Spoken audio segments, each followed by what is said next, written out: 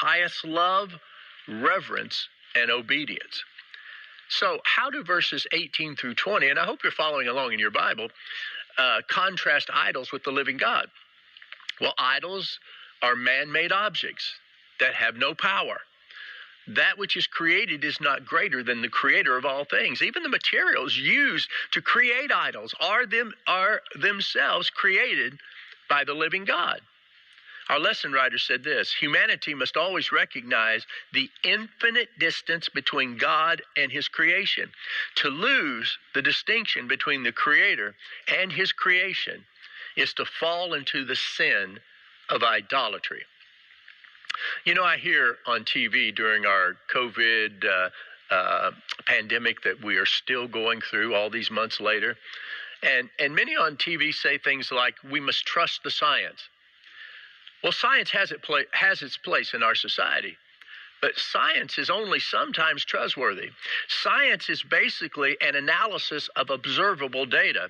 Science never really knows all of the data, and it only speculates with the data that they can see and that they can measure. Again, it has its place in our society and culture, but it's not God. God knows everything about all things. God created all the data available, and he knows what is right or wrong, regardless of what science says at a particular point in history with the information they have available at the time.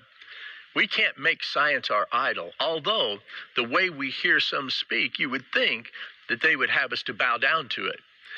So we need to understand that all idols are human creations and fall short when you're comparing with the one true God. The second point is that God is sovereign creator.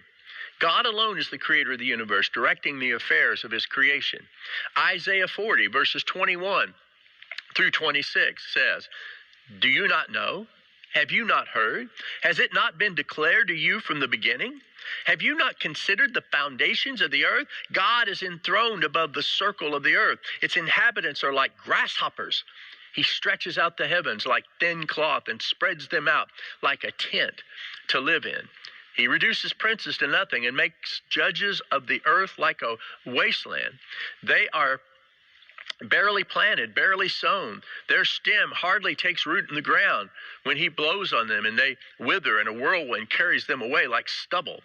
To whom will you compare me, or who is my equal? Asked the Holy One. Look up and see. Who created these? He brings out the stars by number. He calls all of them by name.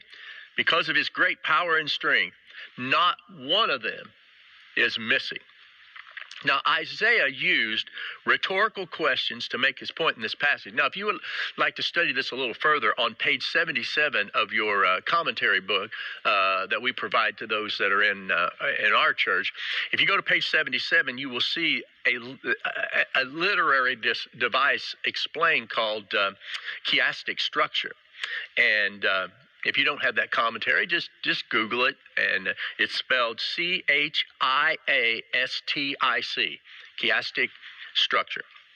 Now, here are the questions. Do you not know? Have you not heard? Has it not been declared to you from the beginning? Have you not considered the foundations of the earth? All of these questions are asked in a rhetorical fashion so that it will help us to understand who God is. Romans 1:18 through 20 says, "For God's wrath is revealed from heaven against all godlessness and unrighteousness of people, who by their unrighteousness suppress the truth. Since what can be known about God is evident among them, because God has shown it to them.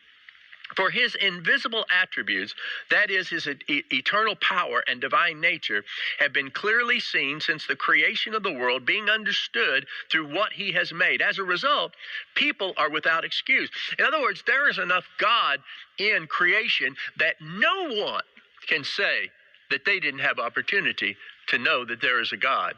And